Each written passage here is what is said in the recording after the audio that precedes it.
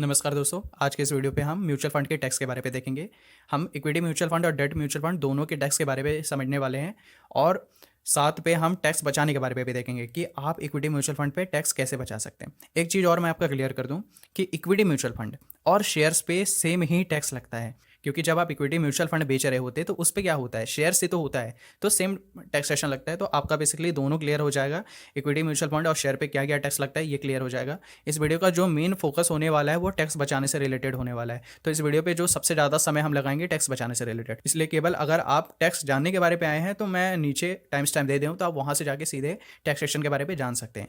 बाकी हम debt mutual fund के टैक्स के बारे में भी देखेंगे और हाइब्रिड म्यूचुअल फंड जिसपे इक्विटी और डेट होते हैं वो दोनों के टैक्सेशन के बारे में भी देखेंगे। साथ में हम इस वीडियो पे कुछ फ्रिक्वेंटली आज क्वेश्चन भी देख लेंगे, क्योंकि लोगों के दिमाग में बहुत सारे डाउट्स हमेशा बच जाते हैं वीडियो देखने के बाद, और मैं नहीं चाहता कि आपके दिमाग में कोई डाउट बचे, इसलिए हम बहुत सारे एग्जांपल्स लेंगे इस वीडियो पे। साथ पे एक चीज़ मैं और बता दूं, अगर आपको कोई भी सोर्स ऑफ इनकम नहीं है और आप केवल लॉन्ग टर्म कैपिटल गेन और शॉर्ट टर्म कैपिटल गेन से ही कमा रहे हैं तो आपको कोई भी टैक्स देने की जरूरत नहीं है, लेकिन उसका भी लिमिटेशन है जिसके बारे में इस वीडियो में हम डिस्कशन करेंगे। साथ पे अगर आपको शॉर्ट टर्म कैपिटल गेन होता है तो आपको 12,500 रुपए का छूट मिल जाता है अगर आपकी इनकम 5 लाख रुपए से कम है। ये अंडर सेक्शन 87A के तहत आता है, और इस वीडियो में हम टैक्स हार्वेस्टिंग के बारे में भी देख लेंगे। लेकिन वीडियो में आगे बढ़ने से पहले हम यहाँ पे कुछ चीज क्लियर कर देते हैं। आपको टैक्स तभी देना है जब आप अपने स्टॉक्स या फिर म्यूचुअल फंड को बेच रहे होते हो। जब तक आप बेचेंगे नहीं तब तक आपको टैक्स देने की जरूरत नहीं। सेकंड चीज, आपको केवल अपने प्रॉफिट्स पे टैक्स देना है, आपको पूरे अपने अमाउंट पे टैक्स नहीं देना है। कैसे? मान लीजिए आपने 2 लाख रुपए लगाए और वो 2 लाख रुपए से वो 4 लाख रुपए हो गया, तो आपने तो अपने 2 लाख रुपए लगाए ना, आपको प्रॉफिट्स कितना का हुआ? 2 लाख रुपए का, तो आपको अपने 2 लाख पे कोई टैक्स देने की जरूरत नहीं, बाकी आपको अपने टोटल प्रॉफिट्स पे टैक्स देना होगा। और यहाँ पे एक चीज और बता दूं कि म्यूचुअल फंड या फिर स्टॉक्स के अंदर पे फर्स्ट इन और फर्स्ट आउट वाला पॉलिसी होता है जब आप बेचते हैं। कैसे? मान लीजिए आप SIP करते हैं जनवरी फरवरी मार्च, ठीक है, जनवरी पे आपने 100 रुपए लगाए, फरवरी पे 100 रुपए लगाए, मार्च पे 100 रुपए लगाए, ठीक है, 2022 के अंदर पे। और मान लीजिए आप 2023 पे मार्च पे 100 यूनिट बेच देते हो, ठीक है, अपने म्यूचुअल फंड का, तो आपका मतलब ये जो 100 यूनिट है ये कैसे कटेगा? देखिए, ये जो 100 यूनिट है ना, सबसे पहले जनवरी वाले यूनिट से कटेगा, क्योंकि सबसे पहले आपने जनवरी वाला यूनिट खरीदा था, तो इसलिए जनवरी वाला यूनिट से ही डिडक्ट होगा। तो ये सेम चीज शेयर पे भी अप्लाई होता है, फर्स्ट इन फर्स्ट आउट वाला सिस्टम रहता है हमारे शेयर्स एंड म्यूचुअल फंड पे। अभी हम समझते हैं एक एग्जाम्पल के थ्रू। मान लीजिए मिस्टर रमेश हैं, इन्होंने 10 अलग अलग म्यूचुअल फंड पे 10 लाख रुपए इन्वेस्ट कर रखे हैं, हर एक म्यूचुअल फंड पे 1 लाख रुपए इन्होंने इन्वेस्ट किया है, ठीक है। मान लीजिए इन्होंने 4 म्यूचुअल फंड बेच दिए जिसकी वैल्यू 8 लाख रुपए है, उनमें से 4 लाख रुपए इनके खुद के थे और बाकी 4 लाख रुपए इनके गेन थे, ठीक है। अब अगर ये 4 म्यूचुअल फंड बेचते हैं तो इनको टैक्स तो केवल 4 म्यूचुअल फंड पे ही देना पड़ेगा, क्योंकि इन्होंने बाकी के 6 म्यूचुअल फंड तो बेचे ही नहीं है, ठीक है। तो टैक्स भी तभी देना है जब ये बेचेंगे, ठीक है। तो 4 म्यूचुअल फंड बेचे, उनमें से 4 लाख का गेन हुआ, तो टोटल इनको टैक्स लगेगा टोटल 4 लाख पे, ठीक है। कितना टैक्स लगेगा इसके बारे में हम आगे समझेंगे। तो एक चीज आप समझ जाइए कि टैक्स आपको केवल रियलाइज गेन पे देना है, ना कि अनरियलाइज गेन पे। अब रियलाइज गेन क्या होता है और अनरियलाइज गेन क्या होता है इसे समझते हैं। मान लीजिए मैंने 5 लाख रुपए लगाए और वो 8 लाख रुपए हो गया, ठीक है, तो मेरे टोटल प्रॉफिट 3 लाख के हुए, लेकिन अभी तक मैंने इसे बेचा ही नहीं, ठीक है। तो ये जो 3 लाख का प्रॉफिट है ना, ये अनरियलाइज गेन है। और गवर्नमेंट क्या बोलती है कि आप ना हमें टैक्स केवल रियलाइज गेन पे दो। रियलाइज मतलब जब तक आप इसे बेचोगे नहीं तब तक हमें टैक्स मत देना। अब ये चाहे आपका 5 लाख रुपए इन्वेस्टेड वैल्यू 1 करोड़ रुपए हो जाए, आपको टैक्स देने की कोई जरूरत नहीं है। टैक्स आप तभी देंगे जब आप इसे बेचेंगे, जब आप इसे रियलाइज करेंगे। तो दोस्तों, अभी तो आपके बेसिक्स क्लियर हो गए। अब हम देखते हैं कि आपको इक्विटी म्यूचुअल फंड पे या फिर स्टॉक्स पे क्या क्या टैक्स देना होगा। तो इक्विटी म्यूचुअल फंड पे आपको बेसिकली 2 प्रकार के टैक्स लगते हैं। पहला है short term capital gain tax और दूसरा है long term capital gain tax. Short term capital gain tax तब देना होता है जब आप अपने म्यूचुअल फंड को खरीदने के 12 महीने से पहले ही बेच देते हैं, यानी आपने आज खरीदा और 1 साल से पहले बेच दिया, तो आपको short term capital gain tax देना होगा। अब ये जो short term capital gain tax है 15% लगता है आपके टोटल प्रॉफिट्स के ऊपर, यानी टोटल कैपिटल गेन के ऊपर 15% आपको देना होता है। Long term capital gain tax की बात करें तो आप अगर अपने म्यूचुअल फंड या फिर अपने स्टॉक्स को खरीदने के 1 साल के बाद बेचते हैं तो आपको long term capital gain tax देना पड़ता है। अभी जो लॉन्ग टर्म कैपिटल गेन है आपको अपने टोटल प्रॉफिट्स पे 10% का देना पड़ता है, और साथ पे दोनों टैक्स पे आपको 4% का सेस भी लगता है। तो हम सेस समझ लेते हैं 4% का सेस कैसे लगता है। मान लीजिए किसी फाइनेंशियल ईयर पे मुझे 1 लाख रुपए का शॉर्ट टर्म कैपिटल गेन हुआ, तो बेसिकली 1 लाख रुपए का शॉर्ट टर्म कैपिटल गेन पे मुझे 15% का टैक्स देना होगा। ओके, तो 1 लाख का 15% 15,000 रुपए होता है, इतना मेरा टैक्स बनता है। लेकिन इस 15,000 पे भी ना मुझे 4% का सेस देना होगा, तो 15,000 का 4% होता है 600 रुपये। तो मेरा जो नेट टैक्स बनता है ना वो 15,600 रुपये बनता है। तो जो मेरा इफेक्टिव STCG रेट होता है ना 15.6% होता है, और इसी तरीके से effective long term capital gain मेरा 10.4% होता है। तो इस वीडियो पे अब हम ना short term term capital gain को एसटीसीजे बोलेंगे और लॉन्ग टर्म कैपिटल गेन को एलटीसीजे बोलेंगे। ओके, तो अभी हम एग्जाम्शन के बारे में देख लेते हैं कि आपको एग्जाम्शन मिलता है नहीं। तो शॉर्ट टर्म कैपिटल गेन पे कोई भी एग्जाम्शन नहीं मिलता। अब देखिए, जो शॉर्ट टर्म कैपिटल गेन है ना, उसके अंदर बेसिक एग्जाम्शन मिलता है, जिसके बारे में हम देखेंगे आगे। लेकिन जो नॉर्मल एग्जाम्शन है, जो short term capital gain under section 111A के अंदर पे आता है, उस पर कोई भी एग्जाम्शन नहीं मिलता। और लॉन्ग टर्म कैपिटल गेन पे आपको 1 लाख रुपए का एग्जाम्शन मिलता है। मुझे पता है नहीं समझ में आया, इसलिए चलिए मैं एग्जाम्पल के थ्रू समझाता हूँ। मान लीजिए मुझे 3 लाख रुपए का शॉर्ट टर्म कैपिटल गेन हुआ, तो मुझे पूरे 3 लाख पे टैक्स देने पड़ेंगे।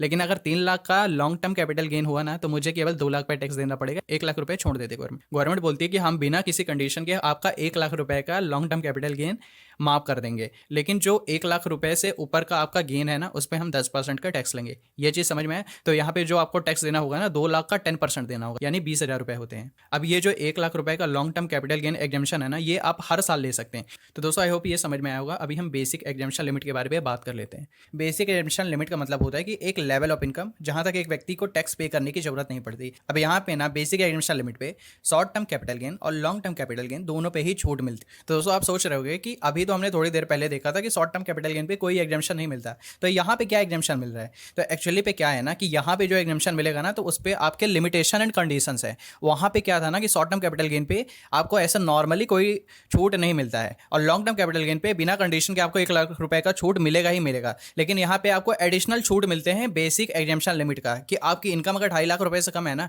तो आपको शॉर्ट टर्म कैपिटल गेन और लॉन्ग टर्म कैपिटल गेन दोनों पे ही छूट मिलेगी। इसे हम अच्छे से समझते हैं, लेकिन पहले हम समझ लेते हैं कि इसके लिए कंडीशन क्या क्या है। तो देखिए, सबसे पहले आपको रेसिडेंट होना पड़ेगा, इंडिविजुअल और HUF ही इसका फायदा उठा सकते। साथ पे अगर आपकी उम्र 60 साल से कम है, तो आपको बेसिक एग्जाम्शन लिमिट 2.5 लाख रुपए तक का मिलेगा। और अगर आपकी उम्र 60 साल और 80 साल के बीच पे है, तो 3 लाख का मिलेगा। 80 से ऊपर पे 5 लाख का आपको बेसिक एग्जाम्शन मिलेगा। तो दोस्तों, इसे हम एक एग्जाम्पल से समझते हैं। मान लीजिए आपकी उम्र 24 साल है, तो वो 60 साल से कम वाले ब्रैकेट पे आती है, और आपकी इनकम 2 लाख रुपए है, और यहाँ पे आपको short term capital gain 1 lakh रुपए का हुआ। अब 1 लाख रुपए के हिसाब से शॉर्ट टर्म कैपिटल गेन पे आपको 15,000 रुपए टैक्स देना पड़ेगा। 15% होता है। अब यहाँ पे क्या है ना, यहाँ पे जो आपका मेन सोर्स ऑफ इनकम है ना, वो 2.5 लाख रुपए से कम है, यानी कितना है, 2 लाख रुपए। तो गवर्नमेंट क्या बोलती है कि 2.5 लाख रुपए तक तो आपको टैक्स पे करने की जरूरत नहीं। लेकिन यहाँ पे क्या है ना कि आप ना ऑलरेडी बेसिक एग्जाम्शन का 2 लाख रुपए यूज कर चुके हैं, क्योंकि देखिए 2.5 लाख रुपए की आपको छूट मिलती है, जिसपे से 2 लाख रुपए तो आपका इनकम ही हो गया। तो आपको अब छूट कितने पे मिलेगी? 50,000 रुपए पे छूट मिलेगी। ठीक है, तो आपको ना ऐसे 1 लाख रुपए पे टैक्स पे करने की जरूरत नहीं है। आप अपने टैक्स पे 50,000 रुपए माइनस कर लीजिए, तो 1 लाख माइनस 50,000 करेंगे तो आपको 50,000 रुपए पे टैक्स देना पड़ेगा। आई होप ये चीज आपको समझ में आई होगी। नहीं समझ में आया कोई दिक्कत नहीं, आगे हम एग्जाम्पल लेंगे तब अच्छे से समझ में आएगा। यहाँ पे हम कुछ और एग्जाम्पल ले लेते हैं। मान लीजिए आपकी उम्र 60 साल से कम है और इनकम आपकी 0 है, तो दोस्तों आपको टैक्स एग्जाम्शन कितना मिलेगा? आपके बेसिक एग्जाम्शन में आपकी इनकम को माइनस कर दो, ठीक है, तो आपको पूरे 2.5 लाख की छूट मिलेगी शॉर्ट टर्म कैपिटल गेन और लॉन्ग टर्म कैपिटल गेन पे। ठीक है, मान लीजिए आपकी इनकम 1 लाख रुपए है, तो अब देखिए 1 लाख रुपए है, बेसिक एग्जाम्शन 2.5 लाख रुपए का मिलता है, उस पे से 1 लाख रुपए का तो आपने बेसिक एग्जाम्शन यूज कर लिया। ठीक है, तो आपको अब 1.5 लाख रुपए पे टैक्स का छूट मिलेगा। तो ये एग्जाम्शन आप STCG और LTCG दोनों के अगेंस्ट स्क्वायर ऑफ कर सकते हैं, उसे भी हम आगे समझेंगे। तो दोस्तों, अगर आपकी इनकम 3 लाख रुपए, तो आपको बेसिक एग्जाम्शन नहीं मिलेगा, क्योंकि 2.5 लाख रुपए से ऊपर आपकी इनकम हो गई है। तो यहाँ पे कोई भी आपको STCG और LTCG पे बेसिक एग्जाम्शन का छूट नहीं मिलने वाला। लेकिन अभी ना हम देख लेते हैं अंडर सेक्शन 87A का रिबेट। ठीक है, तो ये जो अंडर सेक्शन 87 का रिबेट है, ये short term capital gain tax पे आपको अवेलेबल होता है, लॉन्ग टर्म कैपिटल गेन पे ये अवेलेबल नहीं होता। अभी ये अंडर सेक्शन 87A का रिबेट क्या होता है, चलिए इसे समझते हैं। मान लीजिए किसी इंडिविजुअल का टैक्सेबल इनकम सारे डिडक्शन करने के बाद 5 लाख रुपए से कम है, तो वो 12,500 रुपए के रिबेट के लिए एलिजिबल है अंडर सेक्शन 87A के। ठीक है, मुझे पता है ये चीज़ आपको समझ में नहीं आई होगी। तो ये सिंपल सा बात क्या बोल रहा है कि अगर आपकी इनकम 5 लाख रुपए से कम है, तो आपको 12,500 रुपए तक का टैक्स पे छूट मिल जाएगा। ठीक है, अब देखिए ये जो 12,500 रुपए का टैक्स पे छूट है ना, ये लॉन्ग टर्म कैपिटल गेन पे नहीं मिलता, ये आपको शॉर्ट टर्म कैपिटल गेन वाले पे ही मिलता है, इक्विटी के अंदर पे। और आपके मेन सोर्स ऑफ इनकम से भी आप इसे डिडक्ट करवा सकते हैं। और मान लीजिए आपको लॉन्ग टर्म कैपिटल गेन होता है कैपिटल एसेट बेच के, जैसे गोल्ड प्रॉपर्टी, तो यहाँ पे भी आप छूट ले सकते हैं। लेकिन long term capital gain share के केस पे आप अंडर सेक्शन 87A का रिबेट नहीं ले सकते। तो दोस्तों, एक चीज़ मैं यहाँ पे आपको बता दूं कि अंडर सेक्शन 87A पे जो आपका नेट टैक्सेबल इनकम है ना, वो आफ्टर डिडक्शन देखा जाता है, यानी आप ATC का फ़ायदा उठा सकते हैं, सेक्शन 80C या फिर और भी अदर मतलब स्टैंडर्ड डिडक्शन होते हैं, उसके फ़ायदा उठा सकते हैं। मतलब जैसे ALSS फंड या फिर हेल्थ इंश्योरेंस या लाइफ इंश्योरेंस के प्रीमियम पे आपको 1.5 लाख रुपए की छूट मिल जाती है ना, वो सारी चीज़ें आप फ़ायदा उठा सकते हैं। तो दोस्तों, अभी हम under section 54F of income tax समझ लेते हैं। तो अंडर सेक्शन 54F क्या बोलता है कि अगर आपको कोई भी लॉन्ग टर्म कैपिटल गेन होता है और आप उस लॉन्ग टर्म कैपिटल गेन को किसी घर के परचेस पे या फिर उसके कंस्ट्रक्शन पे लगा देते हैं तो आपका सारा का सारा लॉन्ग टर्म कैपिटल गेन माफ हो जाएगा। लेकिन एक चीज़ ध्यान रखना कि ये जो आपको छूट है ना, ये केवल लॉन्ग टर्म कैपिटल गेन पे मिलती है, शॉर्ट टर्म कैपिटल गेन पे नहीं मिलती। ठीक है, तो यहाँ पे ना आपको long term capital gain 10 crore तक एग्जेम्प्ट हो जाता है। कुछ कंडीशंस है कि आपको इंडिविजुअल और एचयूएफ होना पड़ेगा और साथ पे रेसिडेंट भी होना पड़ेगा, यानी इंडिया पे रहना पड़ेगा। एनआरआई यानी जो विदेश पे रहते हैं उनको ये फायदे नहीं मिलने वाले। और साथ पे एक कंडीशन क्या है कि जैसे ही आप अपना कैपिटल गेन रियलाइज करते हैं तो उसके 2 साल के अंदर अंदर आपको घर खरीद लेना है और 3 साल के अंदर अंदर आपको घर बनवा लेना है। ठीक है, अगर आप ये कंडीशन को फुलफिल नहीं करते हैं तो आपको फिर उसी हिसाब से सारे टैक्स देने पड़ेंगे और साथ पे आपको पूरा का पूरा अमाउंट इन्वेस्ट करना पड़ेगा। मतलब यहाँ पे सिर्फ कैपिटल गेन नहीं, आपका नेट कंसिडरेशन इन्वेस्ट करना पड़ेगा। अब यहाँ पे जो नेट कंसिडरेशन होती है ना, आपका मतलब सारा अमाउंट को मिला लो और उस पे से कुछ खर्चे माइनस कर दो, जैसे ब्रोकरेज चार्जेस वगैरह हो गए, ये सारे एक्सपेंसेस को माइनस कर दो तो नेट कंसिडरेशन बनता है। तो मोटा मोटा मान के चलो कि आपको सारा का सारा पैसा लगाना पड़ेगा, आपको खुद का पैसा भी लगाना पड़ेगा और कैपिटल गेन भी लगाना पड़ेगा, तब जाके आपको ये छूट मिलेगी। और एक चीज़ और बता दूं कि ये जो पैसे हैं ना, जैसे ही आप कैपिटल गेन को रियलाइज करते हैं तो आपको कैपिटल गेन अकाउंट पे रखना पड़ेगा। ये क्या होता है कैपिटल गेन अकाउंट? गवर्नमेंट क्या बोलती है कि आपने तो long term capital gain realise कर लिया, अब आपको हमें टैक्स देना पड़ेगा। तो गवर्नमेंट क्या बोलती है कि अगर ये जो लॉन्ग टर्म कैपिटल गेन है, इस पैसे को आप अपने कैपिटल गेन अकाउंट पे रखोगे तो आपको कोई भी टैक्स देने की जरूरत नहीं है, लेकिन इस पैसे का इस्तेमाल केवल हाउस प्रॉपर्टी परचेस करने पे या कंस्ट्रक्शन पे ही यूज़ कर सकते हो। अब देखिए क्या है ना कि इस पैसे को आपको कैपिटल गेन अकाउंट पे रखना पड़ता है और जैसे ही आप 2 साल के अंदर अंदर इसका यूज़ करेंगे घर परचेस करने के लिए या फिर बनवाने के लिए, तो आप कैपिटल गेन अकाउंट से ये पैसे को ले सकते हैं। ध्यान रखिए, अगर आप इस पैसे को कैपिटल गेन अकाउंट पे नहीं रखते हैं तो आप अंडर सेक्शन 54 ऐप का फायदा नहीं उठा पाएंगे। अब ये जो कैपिटल गेन अकाउंट है ना, आप अपने नज़दीकी बैंक पे जाके खुलवा सकते हैं। ठीक है, आई होप अभी बेसिक चीज़ आपकी क्लियर हो गई होगी। तो दोस्तों मान लो आप किसी स्टॉक्स या फिर म्यूचुअल फंड पे इन्वेस्ट कर रखे हैं और वहाँ पे आपको कोई डिविडेंड रिसीव होता है, तो वो डिविडेंड पे टैक्स ना आपके स्लैब रेट के हिसाब से लगेगा और साथ पे वो जो आपका डिविडेंड है वो अदर इनकम की तरह ट्रीट होगा। तो दोस्तों अभी हम एग्जांपल्स ले लेते हैं ताकि सारे डाउट्स आपके क्लियर हो जाएं। मान लीजिए यहाँ पे एक व्यक्ति है, उसका कोई सोर्स ऑफ इनकम नहीं है। अब सारे सोर्स मिला लो, मेन सोर्स मिला लो, अदर सोर्स मिला लो, कुछ नहीं कमा रहा है व्यक्ति, जो कमा रहा है स्टॉक मार्केट से ही कमा रहा है। तो मान लो इसका short term capital gain 3.5 lakh रुपए का हुआ है 1 साल पे और long term capital gain 1 lakh रुपए का हुआ। अब बेसिक एग्जम्पशन लिमिट क्या बोलता है कि अगर किसी व्यक्ति का मेन सोर्स ऑफ इनकम और अदर सोर्स ऑफ इनकम ये सारे को मिला लो तो वो 2.5 लाख रुपए से कम है तो उसको मिलेगा बेसिक एग्जम्पशन लिमिट। लेकिन इसका तो एक भी नहीं है तो इसको पूरा 2.5 लाख रुपए मिलेगा। ठीक है, तो पूरे 2.5 लाख रुपीज़ का एग्जम्पशन मिलेगा। लेकिन यहाँ पे लॉन्ग टर्म कैपिटल गेन भी है और शॉर्ट टर्म कैपिटल गेन भी है। तो ये बेसिक एग्जम्पशन सबसे पहले किससे कटेगा? तो देखो क्या है ना कि शॉर्ट टर्म कैपिटल गेन पे ज़्यादा टैक्स लगता है, तो इसलिए सबसे पहले ये शॉर्ट टर्म कैपिटल गेन के साथ स्क्वायर ऑफ होगा। उसके बाद जो भी बचा खुचा अमाउंट होगा बेसिक एग्जम्पशन लिमिट का वो लॉन्ग टर्म कैपिटल गेन से स्क्वायर ऑफ होगा। तो यहाँ पे जो taxable short term capital gain है आपका 1 लाख रुपए का है, क्योंकि 3.5 लाख रुपए का आपका जो शॉर्ट टर्म कैपिटल गेन था उस पर 2.5 लाख रुपए का बेसिक एग्जम्पशन लिमिट मिल गया। ठीक है, तो आपका जो टैक्सेबल शॉर्ट टर्म गेन है ये आपका 1 लाख रुपए का है, तो इसमें ही आपको टैक्स देना है। अब जो taxable long term capital gain है तो आपको पता ही होगा कि 1 लाख रुपए का तो लॉन्ग टर्म कैपिटल गेन पे छूट मिलता ही है, उस पर कोई कंडीशन ही नहीं है। ठीक है, तो आपको 1 लाख रुपए का छूट मिल गया लॉन्ग टर्म कैपिटल गेन पे, तो आपको टैक्स कितना देना है? तो 1 लाख रुपए पे 15% आपको टैक्स देना है, तो 15,000 रुपए होता है आपका शॉर्ट टर्म कैपिटल गेन। अब यहाँ पे आप शॉर्ट टर्म कैपिटल गेन और लॉन्ग टर्म कैपिटल गेन दोनों को मिलाएंगे तो दोनों 5 लाख से ज़्यादा नहीं हो रहा है, दोनों को मिलाएंगे तो 4.5 लाख रुपए हो रहे हैं। यानी आपको यहाँ पे अंडर सेक्शन 87A का भी रिबेट मिल जाएगा, क्योंकि आपका जो नेट टैक्स वाला इनकम है वो 5 लाख से कम है। तो आपका जो टैक्स होता है शॉर्ट टर्म कैपिटल गेन पे 15,000 पे 12,500 माइनस हो जाएगा अंडर सेक्शन 87A के तहत। अब ये चीज़ मैं पहले से क्लियर कर चुका हूँ कि जो अंडर सेक्शन 87A का रिबेट है ये लॉन्ग टर्म कैपिटल गेन पे नहीं मिलता। तो 15,000 पे 12,500 माइनस करेंगे तो आपको 2,500 का टैक्स देना पड़ेगा, जिसपे 4% का सेस पे काउंट होगा। तो दोस्तों आई होप ये चीज़ आपको समझ में आया होगा। अभी मैं आपको बता दूँ कि ये जो टैक्स है ना, इसे आप इनकम टैक्स के ऑफिशियल वेबसाइट पर कैसे कैलकुलेट कर सकते हैं। तो उसके लिए नॉर्मल आप अपना गूगल खोलिए, ठीक है, और गूगल खोलने के बाद आप गूगल पे सर्च करिए इनकम टैक्स कैलकुलेटर, और जैसे ही आप इनकम टैक्स कैलकुलेटर सर्च करेंगे तो आपको पहला ही साइट दिख रहा होगा इनकम टैक्स डिपार्टमेंट का। यहाँ पे जाइए और यहाँ पे आपको इनकम टैक्स का कैलकुलेटर मिल जाएगा। तो दोस्तों जैसे ही ये वेबसाइट खोलते हैं तो यहाँ पे आपको अपना ईयर चूज कर लेना है 2023-24। टैक्स पेयर आप इंडिविजुअल होंगे, अगर एचयूएफ है तो एचयूएफ सिलेक्ट करिए, कोई कंपनी है तो कंपनी सिलेक्ट करिए। लेकिन मैंने बताया था कि वो सारे बेनिफिट्स इंडिविजुअल के लिए हैं और कुछ बेनिफिट्स एचयूएफ के लिए, जो कि मैंने ऑलरेडी वीडियो पे मेंशन कर रखा है। तो यहाँ पे इंडिविजुअल सिलेक्ट कर लीजिए। अब ये क्या चीज़ है, न्यू टैक्स रिजीम है, तो मैं इसको न्यू टैक्स रिजीम चूज नहीं करूंगा, मैं ओल्ड टैक्स रिजीम के हिसाब से ही टैक्स दूंगा। यहाँ पे हम सिलेक्ट कर लेते हैं मेल। अगर आपकी उम्र 60 साल से ऊपर है तो सीनियर सिटीजन, और 80 से ऊपर है तो सुपर सीनियर सिटीजन। तो यहाँ पे हम मेल सिलेक्ट कर लेते हैं क्योंकि हमारी उम्र 60 से कम है। ठीक है, और रेसिडेंट स्टेटस रेसिडेंट सिलेक्ट करना है। अगर आप इंडिया पे रहते तो रेसिडेंट, और इंडिया पे नहीं रहते तो नॉन रेसिडेंट। लेकिन एक चीज़ बता दो कि वो जो टैक्स बेनिफिट्स हैं सारे रेसिडेंट के लिए ही अवेलेबल हैं। उसके बाद यहाँ पे आपको अपना इनकम शो करना है। तो यहाँ पे मान लीजिए मेरी इनकम जीरो है, ठीक। तो दोस्तों यहाँ पे आप कैपिटल गेन्स देख रहे होंगे, तो कैपिटल गेन के अंदर पे जैसे जाएंगे तो यहाँ पे बहुत सारे कैपिटल गेन्स दिख रहे होंगे। तो यहाँ पे एक चीज़ मैं क्लियर कर दूँ कि इक्विटी के अंदर पे जो आपका कैपिटल गेन लगता है ना, वो 111A और 112A के अंदर पे आता है। जो 111A वाला होता है वो शॉर्ट टर्म कैपिटल गेन होता है और 112 वाला होता है लॉन्ग टर्म कैपिटल गेन। तो मैं यहाँ पे आपको टैक्स लाइबिलिटी अपनी कैलकुलेट करके दिखा देता हूँ। तो जैसा कि इस केस पे हमारा short term capital gain 3.5 lakh था, तो यहाँ पे 3,50,000 रुपये हम भर देते हैं। तो दोस्तों ये जो शॉर्ट टर्म है, ये अगर आपको अलग अलग डेट पे हुआ होगा तो आप अलग अलग डेट पे भी भर सकते हैं, एक डेट पे भी भर सकते हैं, कोई ज़्यादा फर्क नहीं पड़ेगा। लेकिन डेफिनेटली जब आप टैक्स फाइल कर रहे हो तो आप सही फिल करना, ठीक है। उसके बाद लॉन्ग टर्म कैपिटल गेन यहाँ पे 1 लाख रुपए, तो ये जो कवर्ड अंडर 112 है इसी पे डालना है, ठीक है। तो यहाँ पे मैंने 1 लाख रुपए का कैपिटल गेन भी, लॉन्ग टर्म कैपिटल गेन भी डाल दिया। अब देखिए यहाँ पे जो मेरे टोटल कैपिटल गेन से 4.5 लाख रुपए हो रहे हैं, लेकिन मेरे को लास्ट पे टैक्स कितना 2600 रुपए देना पड़ रहा है। तो यहाँ पे भी हम लास्ट पे कितना टैक्स दे रहे हैं, 2500 प्लस सेस यानी 2600 रुपए। तो ये एक्चुअली पे क्या हो रहा है, ये वही हो रहा है जो मैंने आपको बता रखा है कि यहाँ पे आपको बेसिक एग्जम्पशन लिमिट मिलता है। भाई देखिए आपका short term capital gain 1 lakh रुपए का ही कवर हो रहा है, बाकी के 2.5 लाख रुपए पे आपको छूट मिल गया, यानी 1 लाख पे आप 15,000 रुपए दे रहे हैं। बाकी long term capital gain 1 lakh पे पूरा 1 लाख रुपए छूट गया।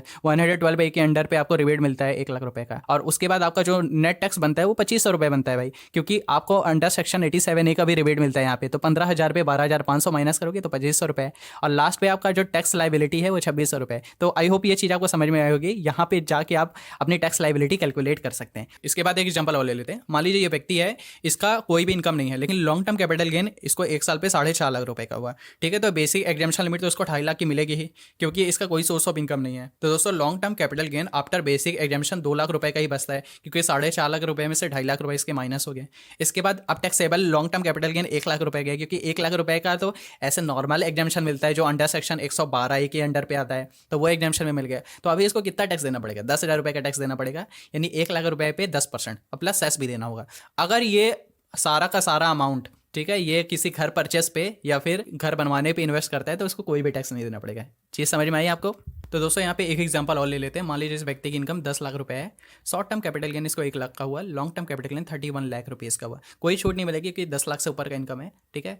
तो short term capital gain 1 lakh पे 15,000 टैक्स देना पड़ेगा, ठीक है। Long term capital gain 1 lakh रुपये छूट मिल जाएगी तो 30 लाख पे टैक्स देना पड़ेगा। तो 30 लाख का 10% 3 लाख रुपए होता है, तो इतना इसका टैक्स बनेगा। साथ पे सेस भी देना होगा। लेकिन एक चीज़ मैं बता दूँ कि ये सारे पैसे को अगर ये इन्वेस्ट कर देता है किसी हाउस प्रॉपर्टी पे या फिर अपने घर के कंस्ट्रक्शन पे, तो इसे कोई भी पैसे नहीं देने पड़ेंगे, ठीक है। ये चीज़ समझ में आई? आगे हम बढ़ते हैं। तो दोस्तों अभी हम टैक्स हार्वेस्टिंग के बारे में देख लेते हैं कि आप अपने लॉस को कैसे सेट ऑफ कर सकते हैं अपने गेन से, और साथ पे इसे कैरी फॉरवर्ड कैसे कर सकते हैं। तो दोस्तों यहाँ पे हम एक एग्जांपल ले लेते हैं। मान लीजिए मेरे पास म्यूचुअल फंड ए है जिसपे मैंने 3 लाख रुपीज़ इन्वेस्ट किया है। वो 3 लाख रुपीज़ 6 लाख रुपीज़ हो गया, और मेरे जो टोटल गेन्स है वो 3 लाख रुपीज़ के हैं। मैं एज्यूम करके चल रहा हूँ कि ये जो मेरे गेन्स हैं वो लॉन्ग टर्म कैपिटल गेन है। और अभी मैं क्या देख रहा हूँ कि मेरा म्यूचुअल फंड बी भी है जिस पे मैंने 3 लाख रुपीज़ इन्वेस्ट किया। तो वो जो 3 लाख रुपीज़ है अब 2 लाख रुपीज़ हो चुका है, क्योंकि मुझे 1 लाख रुपए का नुकसान हो गया। तो दोस्तों अब मैं क्या सोच रहा हूँ कि मैं ना म्यूचुअल फंड ए को सेल कर दूँ, क्योंकि मुझे अदर इन्वेस्टमेंट अपॉर्चुनिटी दिख रही है या फिर कोई भी रीज़न है, मुझे पैसों का ज़रूरत है, तो मैं इसे सेल करना चाहता हूँ, ठीक है। तो मैंने इसे सेल कर दिया। अब मैं 3 लाख रुपए का प्रॉफिट को रियलाइज़ कर लिया। अब गवर्नमेंट क्या बोलती है कि आपको टैक्स तो रियलाइज प्रॉफिट पे देना है, तो अब गवर्नमेंट को मुझे टैक्स देना होगा। तो मेरा टैक्सेबल अमाउंट क्या बनता है भाई,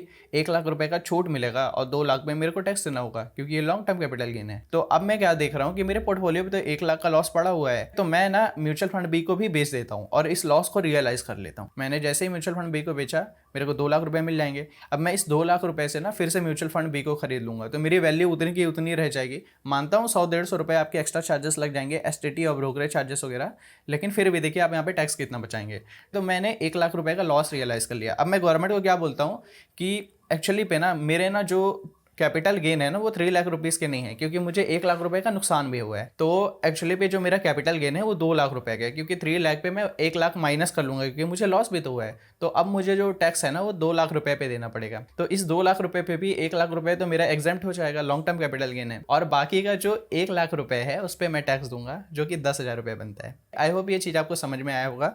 आगे हम और एग्जाम्पल्स ले लेंगे। तो एक चीज़ मैं और बता दूं आपको कि जो आपका कैपिटल लॉस है आप उसको कैपिटल गेन के अगेंस्ट ही सेट ऑफ कर सकते हैं, किसी दूसरे सोर्स ऑफ इनकम के अगेंस्ट सेट ऑफ नहीं कर सकते, ठीक है। और ये जो आपका लॉन्ग टर्म कैपिटल लॉस है उसको आप लॉन्ग टर्म कैपिटल गेन के अगेंस्ट ही सेट ऑफ कर सकते हैं। लेकिन अगर आपको शॉर्ट टर्म कैपिटल लॉसेस होता है तो उसको आप लॉन्ग टर्म कैपिटल गेन और शॉर्ट टर्म कैपिटल गेन दोनों के अगेंस्ट सेट ऑफ कर सकते हैं। आई होप ये चीज़ आपको समझ में आया होगा। और एक चीज़ और है, आप शॉर्ट टर्म कैपिटल लॉस और लॉन्ग टर्म कैपिटल लॉस अगर आप ITR फाइल कर देते हो ना, तो इसे 8 साल तक कैरी फॉरवर्ड कर सकते हो, और किसी भी साल आपको गेन होता है ना, तो उस गेन से इस लॉस को सेट ऑफ कर सकते हो। तो इसे एक एग्जांपल से समझते हैं। मान लीजिए 2021 पे मैं 5 लाख रुपए का long term capital loss realise किया, ठीक है, और मैंने ITR फाइल कर दिया। देखिए ITR फाइल करना इंपॉर्टेंट है, नहीं तो आप इसका फ़ायदा नहीं उठा पाएंगे, ठीक है, क्योंकि आप गवर्नमेंट को शो ही नहीं कर पाएंगे कि आपको लॉस हुआ था। अब भाई इस पे ना 8 साल तक कैरी फॉरवर्ड होता है। आपको पता है कि मैं 8 साल तक कभी भी